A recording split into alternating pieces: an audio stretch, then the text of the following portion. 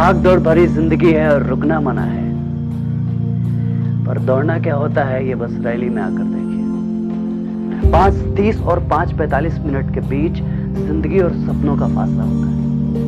ये 1600 मीटर हमारे लिए दौड़ नहीं है, बल्कि बचपन से लेकर अब तक का सबसे कठिन रेस है जिंदगी का, जहां हमें सिर्फ 1600 मीटर का दौड़ नहीं बल्कि जिंदगी का एक फासला तय करना पड़ता है।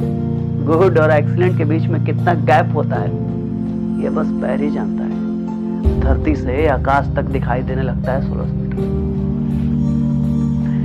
पैर का तो खैर नहीं, लेकिन मन और दिल को समझाना पड़ता है कि नहीं दोस्त, बस एक कदम और, बस एक कदम। रैली में आदमी दौड़ता नहीं है, भागता है।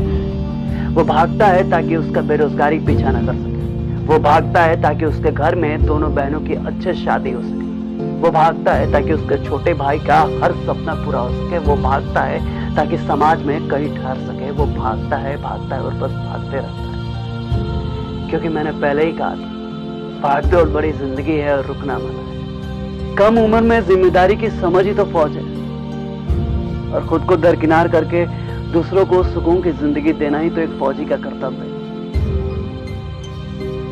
ये रैली हम जैसे लोगों के लिए कंपटीशन नहीं बल्कि जिंदगी का एक मिशन है। इतनी बार जा चुके हैं, इतने रोड नाप चुके हैं, जैसा लगता है ये खाली रोड नहीं, हमारे जिंदगी का एक हिस्सा है। ये चना गुड़ दूध हमारी ताकत है, और गोल्ड स्टार के जूते नहीं, हमारे सफर के साथी हैं। ये ट्रैक के उतार चढ़ाव और जिंदगी के उतार चढ़ाव को बहुत अच्छे से समझते हैं। ये पैर थक जाता है, लेकिन ये जूते नहीं थकते। वैसे जिंदगी और जूते में ज्यादा का फर्क नहीं होता, सिर्फ सोच का फर्क होता है। जितना सहज कर रखेंगे ये उतने ही टिकाऊ होंगे। हाँ, बस सहज के रखने का हुनर मालूम होना चाहिए। रैली निकालने के लिए आदमी को आदमी नहीं भूत बनना पड़ता है। मन में आए और झोला उठा के चल दिए, ऐसे में रैली नहीं निकलता साहब, सिर्फ वक्त निकलता है। क्योंकि रैली निकालने के लिए एक जिद की जरूरत होती है, एक ऐसी जिद जिसपे सारी उम्मीदें टिकी।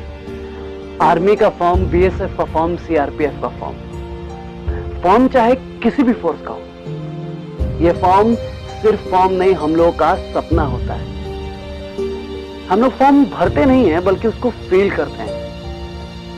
जहां फॉर्म फिल करके हम ये एहसास होता है कि हम बाकियों से अलग हैं, हमारा ट्रैक अलग है, हमारा रेस अलग है, साला हमारा तो रूट ही अलग है। लोगों की जिंदगी में फेसबुक है, व्हाट्सएप है, और हमारी जिंदगी में पुलअप है और पुशअप्स है। हमारी जिंदगी चाइना के दीवार से खड़ी नहीं है, बल्कि टफनिंग से भरी पड़ी। प्रेशर क्या होता है, कभी रैली अटेंड करने वाले लड़के को देखिए। कुकर इतने प्रेशर में फट सकता है, लेकिन एक रैली अटेंड करने वाला लड़का नहीं, क्योंकि मैट्रिक से ही उसको मोहल्ले और घर के लोगों का प्रेशर सहने का आदत है। उसको पता है कि मोहल्ले के लोग ठीक से पानी पीने नहीं देंगे और घर के लोग इतने आसानी से जीने नहीं देंगे। यह मैट्रिक, इंटर और ग्रेजुएशन के बीच का पीरियड बहुत ही बेशर्म होता है। हर रोज जलील होना पड़ता है हम जैसे बेरोजगारों को। हर बार एक ही सवाल का जवाब देना पड़ता है, तैयारी कैसे चल रही है? तैयारी करते रहोगे कि जॉब भी करोगे? कब खत्म होगा तैयारी? तैयारी तैयारी तैयारी, ये तैयारी खत्म होने का नाम ही नहीं लेती, चलते ही रहती है। पता नहीं कब तक चलेगी। दवाई की एक्सपायरी डेट होती है, लेकिन ये तैयारी की नहीं। जानते हैं, इस कपड़े पे लगे रंग का दाग धुल जाता है, पर बेरोजगारी का दाग, यह दाग आसानी से नहीं धुलता। इस चंद्रमे के जैसे लांछन लग जाता है। धरती पे जितना कष्ट बीमारी से है, उससे कहीं ज्यादा बेरोजगारी से है। सारे दुखों का कारण बस बेरोजगारी है। अच्छा, बीमारी का इलाज है, पहचान है, डॉक्टर है, पर इस बेरोजगारी का कोई माँ बाप नहीं। फॉर्म भरते रहिए, मरते रहिए, लगे रहिए जब तक उम्र है। फॉर्म और प्लेटफॉर्म हमारी जिंदगी का एक हिस्सा है। जहां फॉर्म के बारे में तो पता है, लेकिन प्लेटफॉर्म, इसका कोई तय ठिकाना नहीं है। टाइम कितना इंपॉर्टेंट है ये बस रैली में आकर ही समझ में आता है। जब आदमी 2 सेकंड के लिए एंट्री गेट से आकर बहाली से आउट हो जाता है तो 1 मिनट में दुनिया और दुनियादारी समझ में आ जाती है। इंसान अंदर से टूट जाता है। फेफड़े की तरह ये आंखें भी फड़फड़ाने लगती है और पूरे शरीर में एक सुई सा चुभन महसूस होता है। और सच्चाई है भी है दोस्त कि यहाँ दौड़ अपने ही लोगों के बीच में है, कंपटीशन अपने ही साथियों से। जब किसी एक को ही पछाड़ कर आगे बढ़ना हो, किसी एक को ही धकेल कर आगे बढ़ना हो, तो वो वहां रास्ते में कौन गिरा कौन संभला किसी को क्या फर्क पड़ता है। इसलिए दोस्त रुकना मत, झुकना मत, क्योंकि यहाँ जो एक बार गिरता है उसे संभालने का मौका नहीं मिलता। फौज में भर्ती होने का जुनून और उस वर्दी को पाने का दीवानापन, यह बस वही जानता है जिसके नींदों में छोटे छोटे सपने होते हैं।